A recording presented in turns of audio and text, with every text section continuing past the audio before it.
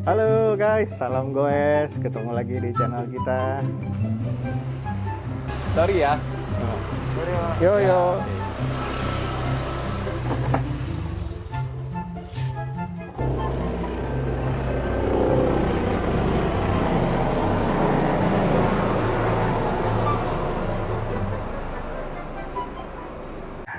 Halo guys, salam goes. Ketemu lagi di channel kita Indonesia Touring Cycle Community Bersama Om Martin, dan Om Lutfi. Om Lutfi. Iya. Udah Jadi Om ya udah Om, di Om ya, komunitas oke lah. sepeda tuh semua dipanggil Om. Jadi kita sekarang nggak ya. kenal umur Oke gitu. lah ya, kita bilang. Iya. Gitu. Jadi hari ini kita akan bicarakan tentang apa sih touring itu sendiri. Yang membedakan dari komunitas lainnya tuh apa gitu, terus apa sih yang bisa kita dapat di sini gitu. Silakan Om, gimana? Lagi-lagi ada sedikit perkenalan dengan ITCC-nya ya. Ya. Jadi kita bukan komunitas yang sebenarnya bisa kumpul, bisa jalan rame-rame atau apa. Tapi ini komunitas yang sebenarnya komunitas orang-orang yang senang touring pakai sepeda, tapi tersebar, cuman bisa berbagi, berbagi. Jadi mungkin ketemunya bisa tahun besok, tahun kapan, atau nggak pernah ketemu sama sekali gitu. Kalau kotanya jauh ya, Cuma ketemu di sosmed gitu aja bisa ya. ketemu di sosmed gitu. Karena kita emang bukan yang seperti kumpulan yang ngumpul, nggak Ya, gitu. ya. Jadi ini orang-orang yang senang dengan adanya kemajuan teknologi, media sosial. Kita bisa kenal teman yang jauh di Bali, di Sumatera, di Aceh, Ambon, dimanapun. Gitu. Kita nggak harus kumpul bareng. Kita jauh-jauh pun kita bisa jadi Kita ketemu di channel ini ya. Iya, semuanya. ketemu di channel ini, ketemu di Facebook. Karena, nah, balik lagi. Kalau touring sepeda itu, hakikatnya itu kan sebenarnya orang melakukan perjalanan sepeda, entah itu sendiri, entah itu berdua, bertiga. Tapi yang pasti, kalau dari sananya ya, itu bukan grup besar. Oke. Gitu, bukan rombongan lah ya. Jadi mungkin bisa dibilang kita lebih menikmati perjalanan dengan orang-orang terdekat kita gitu ya. Iya. Atau yang mungkin searah ya, atau mungkin sendiri juga nggak masalah ya. Sendiri nggak masalah. Ini juga ada kaitannya dengan waktu sebenarnya kan. Oh iya. Kan kadang kita melakukan perjalanan itu di hari kerja atau di hari tertentu yang orang tuh nggak semua bisa bareng. Nggak semua punya waktu kosong lah. Punya waktu kosong gitu. Jadi tergantung misalnya saya sendiri, oh hari ini saya libur, saya mau touring kemana gitu ya. Ya udah harus siap sendiri. Harus siap sendiri semua ya. Berarti semuanya mandiri nih ya. Nggak ada gitu support, nggak ada apa mobil ini yang lain gitu ya. Nggak ada support, apalagi mobil atau apa. Sebenarnya nggak ada support dalam arti gini, kalau kita di jalan, kita mogok, sepedanya rusak, nggak bisa lanjutin, ya silahkan stop mobil, gitu. Tapi itu sebenarnya ini jauh dari kenyamanan lah ya. Kita belajar mandiri lah ya. Iya. Kita belajar mandiri, kita belajar survive di jalan lah ya. Iya, survive di jalan. Oke. Keren. Dan kita juga kalau orang touring tuh nggak tergantung sama bisa nginep di mana gitu ya. Karena kita selalu bawa tenda kan. Di beberapa tempat touring mungkin harus bawa tenda. Tapi mungkin juga enggak. Kalau kita bicara di Pulau Jawa, kita nggak usah punya tenda, banyak tempat yang bisa kita singgahi. Iya, lagi sekarang hostel udah banyak ya. Apalagi hostel udah banyak. Iya. Gitu. Kalau di Pulau Jawa tuh bahkan kita bisa tidur di masjid. Oh iya, itu yang paling enak sebenarnya. Tahu kenapa adem paling enak? pasti. Adem sama air melimpah. Iya betul, gitu. Nggak mungkin ke masjid nggak ada tempat wudhu gitu ya. Ini tips lagi nih. Nah, jadi tenda itu biasanya kalau memang tempatnya kita memang udah nggak mungkin tinggal. Biasanya itu kalau udah gurun atau hutan yang mungkin sangat sulit nyari tempat tinggal, ya kita harus bawa tenda. Tempatnya udah bagus nih, tapi kalau besok harus balik lagi Ya. ke sini agak berat gitu ya. Udah kita nginep di situ Kalau gitu ya. bicara Pulau Jawa sih Heeh. aman sih, masih Aman ya. banyak ini. Oke. Oke, kita kembali ke touring sepeda tadi yang jadi mau bahasan kita ya. Kita udah sempat sedikit singgung di yang episode sebelumnya. Itu soal jarak. Jarak ya ada yang mungkin dekat, menengah, atau bahkan jauh sekalian. Nggak terhitung lah sepanjang rute di bumi ada ini bisa di ini. Nggak pernah ada habisnya ya. Iya. Sepanjang ada jalan ya di situ bisa dilalui, di situ kita bisa touring. Oke. Sebenarnya sih prinsipnya gitu kan. Nah. Jadi ada yang pendek, menengah, ada yang jauh. Tapi balik seperti tadi saya bilang, kalau kita misalnya tidak ada unsur tualangnya, itu mungkin belum touring, saya kategorisnya belum touring sepeda lah ya. Belum touring ya. Belum touring ya. Kayak ya kita balik lagi flashback yang sebelumnya kan saya bilang, kalau Om Martin jalan 50 km bersepeda, tapi Om Martin belum pernah melewati jalan itu. Itu pasti akan surprise dengan jalan yang dilewati. Bisa surprise-nya enak, bisa surprise-nya nggak enak. Gitu. Bisa tempatnya tiba-tiba kok nggak enak sih gitu ya. Iya, bisa. Tapi paling nggak kita udah tahu, kita udah pernah lewat gitu ya. Nah, jadi kayak saya pernah lewat itu. Ternyata rutenya itu ini adanya di daerah Tangerang ya.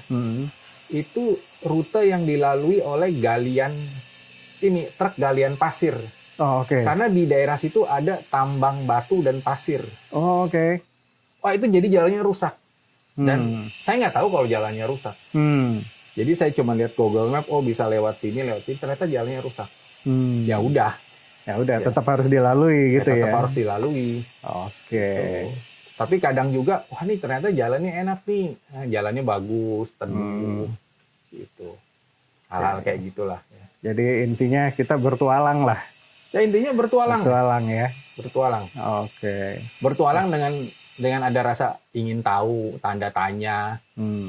Yang pasti nggak akan tahu misalnya ke depan nih kita lewat warung apa nih. Iya. Yang seneng kuliner kan. Bener. Nah, itu tantangan buat saya tuh. Saya kalau cium bau enak sedikit di jalan, wah harus berhenti itu. Harus berhenti, cobain dulu gitu. Ya. Makanya nggak turun-turun berat ini. Ya, kelebihan zaman sekarang kan kita bisa Google dulu ya kuliner daerah ini apa gitu. Iya, betul. Bahkan kita bisa tahu titiknya nanti makannya di mana. Betul. Ya itu bonus lah ya. Nah, itu bonus lah ya. Bonus dari sisi touring ya. Bonus dari sisi touring tuh ngelihat alam, ngelihat budaya, makanan. Sebenarnya kalau yang jadi gini. Didampingi sama interest kita aja. Kayak kalau interestnya sejarah, kita bisa mampir di tempat sejarah. Oh, ke museum gitu-gitu ya. Kayak saya pernah touring ke rumah tempat Soekarno waktu sebelum proklamasi. Wah, gitu di Rengas Dengklok. Gitu kan. Itu saya juga belum pernah tuh ke situ kan. Jadi saya belum pernah ke Rengas Dengklok, belum tahu jalannya kayak apa. Nah, itu menarik gitu. Kita ngeliat sejarah. Terus pernah mampir ke ini. Ini harus dikasih foto-fotonya nanti di berikutnya. Oh iya. Rumah kosnya Soekarno waktu sekolah SMA di Surabaya. Surabaya. Gitu. Wah, keren. Jadi di situ ada di mana Soekarno tinggal gitu. Rumahnya masih sama seperti dulu ya. Gitu. Jadi macam-macam. Kalau yang suka makanan ya mungkin ketemu makanan-makanan yang ya unik. Jadi nah, itu seperti saya. Kalau saya itu jalan touring sama Om Lutfi, yang saya pikirkan bukan nanti bisa nginep di mana atau ada yang apa bagus di mana. Yang saya pikirin makan enaknya dulu di mana. Iya. Karena memang kalau udah makan enak, tidurnya udah betul, istirahatnya lebih optimal gitu. Dan besoknya itu kita bisa goes lebih jauh teorinya. Dan jangan salah ya, sebenarnya kalau kayak tidur ya. Ini kalau kita set lokasi, saya pernah tidur cuma di teras rumah begini aja. Oh gitu. Udah gelar sleeping bag, alas tidur, sleeping bag udah tidur aja. Paling izin sama yang punya rumah gitu Paling ya. izin sama yang punya rumah. Udah tidur Oke. begitu aja. Dan itu bener-bener, ya udah bener-bener begitu di teras rumah. Pas kayak gini nih. Dan yang waktu saya pertama kali jalan itu bahkan tidurnya itu di masjid. Jadi udah pakai alas tidur aja udah. Nah, bener-bener tidur yang udah tidur aja, tidur kelelahan. Adem itu ya. Adem pasti gitu, adem pastilah ya. Adem bersih itu pasti. Ini kan kita udah ngomongin serunya, touringnya sendiri gimana. Pernah nggak sih Om ngalamin di tengah jalan tuh ada kejadian aneh gitu? Kejadian aneh sih enggak ya, seringan indah selain ban bocor gitu ya. Selain ban bocor atau tiba-tiba nggak ada tempat berhenti gitu. Sebenarnya gini, pernah kemalaman, tapi saya nggak tahu itu ternyata rute yang saya lewati itu hutan. Ya hutan lah kiri kanan nih, karena bukan ladang ya. Jadi pohon liar ya hutan gitu kan. Ya nggak ada lampu jalannya juga. Waduh. Nah, gelap tuh. Gelap, dan sensasinya itu apa? Ada suara binatang-binatang. Wah. Gitu. Ya suara binatang malam ya, nokturnal ya. Nokturnal ya. Nokturnal. Jadi wah itu menarik banget gitu. Jadi cuma mengandalkan lampu sepeda aja. Gitu. Dan tadi karena rutenya belum pernah lewat, jadi ya nggak tahu kayak apa kondisinya. Akhirnya saya lewat aja. Ternyata itu setelah meninggalkan desa itu udah masuk hutan yang ya udah gelap, nggak ada lampu, nggak ada orang jualan, nggak ada rumah, nggak ada apa. Jadi lewati aja terus gelap-gelapan, ada suara-suara binatang. Nah ini yang sebenarnya harus dinikmati di perjalanan. Suara binatang, mungkin udara dingin, segar lewat hutan gitu ya. Jadi bukan tiba-tiba takut ntar ada lihat apa ini di depan gitu. Wah. Itu mengurangi kesenangan dalam touring gitu. Jadi kita tetap harus positive thinking sepanjang jalan gitu ya. Iya, dan kalau pengalaman sih emang touring harus menghilangkan segala rasa takut ya. Karena kalau udah punya rasa takut, bayangin kalau kita takut ban kita kempes, ya nggak pernah jalan. Jalan dong kita ya. Karena kadang-kadang kempes itu justru di daerah-daerah yang nggak enak kadang-kadang ya. Iya, betul. Gitu, tiba-tiba daerah yang, waduh nih kempes nih, bannya bocor. Iya. Jadi ya emang harus menghilangkan rasa takut ya. Mungkin yang harus kita rasional itu, kita memperhatikan bahaya yang datang dari luar, misalnya kondisi jalan. Itu yang lebih harus kita perhatikan. Bukan takut, tapi lebih waspada ya. Nah, jadi kalau touring itu waspada, bukan takut. Lebih waspada sama mungkin kondisi jalan. Kondisi jalan ya. Area yang kita lewati itu rawan dengan manusia lainnya nggak gitu ya? Ya, termasuk rawan mungkin kejahatan. Iya. Di segi lain ya. Tapi selain itu kita harus selalu positive thinking ya di jalan. Iya, harus selalu positive thinking. Nah, Om, ini banyak teman-teman tanya nih. Untuk touring tuh ada sepedanya khusus atau segala macam sepeda nggak masalah? Bagaimana Om? Menurut Om gimana? Kalau ngelihat belajar dari yang sudah ada, sebenarnya ada sepedanya khusus. Ya. Tapi bisa juga nggak harus sepeda khusus. Gitu. Oke. Cuman mungkin ada batasan-batasan yang mungkin kalau diikuti membuat nyaman. Seperti ukuran ban, gitu, ukuran jenis sepedanya, gitu, material sepedanya. Tapi artinya sepeda apapun, pokoknya nyaman sama kita. Selama kita pakai itu nyaman, sah-sah aja, berarti ya. Iya, jadi gini, ini kan yang suatu kegiatan yang udah lama ya. Jadi dulu tuh orang nggak buat sepeda touring. Nggak buat sepeda khusus touring gitu ya. Nggak buat sepeda khusus touring. Cuman akhirnya orang touring dengan sepeda yang ada dulu kan. Iya. Sepeda balap, sepeda MTB, gitu. Nah, kayak saya mulainya pakai sepeda MTB lama, gitu, yang saya persiapkan buat touring, bukan saya modifikasi ya. Tapi saya tambah beberapa set lagi buat touring gitu. Seperti saya pakein rak. Gitu, karena buat bawa tas. Iya. Itu aja sih ya. Itu aja ya. Gitu. Dan akhirnya industri kan ngelihat, oh ini ada orang touring seperti ini nih. Jadi buatlah sepedanya spek yang udah nggak usah dirubah-rubah, kalau beli udah bisa touring. Oke. Tapi kalau ada teman-teman yang punyanya cuma sepeda lipat, terus pengen ikutan touring gitu, nggak masalah ya? Kalau saya ngelihat gini, Nah, kalau memang punyanya sepeda A, ya pakai sepeda A. oke. Tapi kalau punya sepeda lebih dari satu, ya gunakan yang paling nyaman lah ya. paling nyaman lah ya Oke. buat touring lah ya. Nah, oke. Soalnya kan saya ngelihatnya kalau sepeda lipat tuh simple dan misalnya saya capek di mana atau jangan sampai ya sampai kecelakaan gimana gitu, bawanya lebih gampang pulangnya gitu kan. Nanti kita bahas deh beberapa kekurangan tentang sip. sepeda menyangkut ukuran, karena itu sepeda kan fisika ya. Ya. Gitu. Contoh beberapa sepeda itu kurang aman bila di turunan. Oh, oke. Terutama sepeda yang diameter kecil. Oh, oke. Itu pada faktor pengereman itu, sepeda yang ukuran 20 ke bawah lah ya, ukuran diameter roda 20 ke bawah, itu sering kepanasan, bannya meledak. Gitu.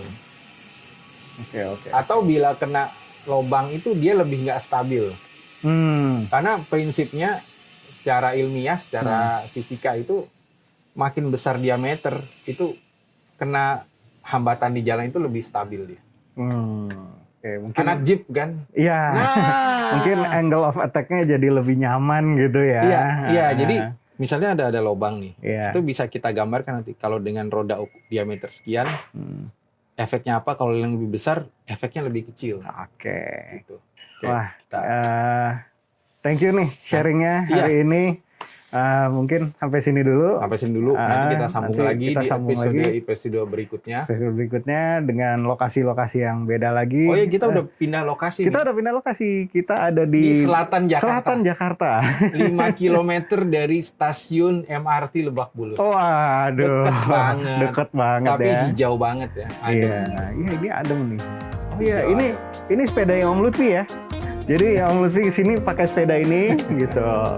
Saya karena bawa-bawa peralatan pakai MRT tadi. Jadi ini sepedanya emang bukan sepeda touring. Ya ini sepeda buat ini aja. Buat dalam kota lah ya. Hari-harian. Gitu. Indomaret. Wah, berarti ntar kita juga harus lihat sepedanya Om Lutfi kalau buat touring itu kayak gimana sih. Episode berikut sepeda touringnya ya, kita taruh ya. Oke, sip.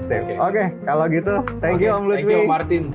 Ya, sampai ketemu di episode berikutnya. Like, subscribe, komen. Salam.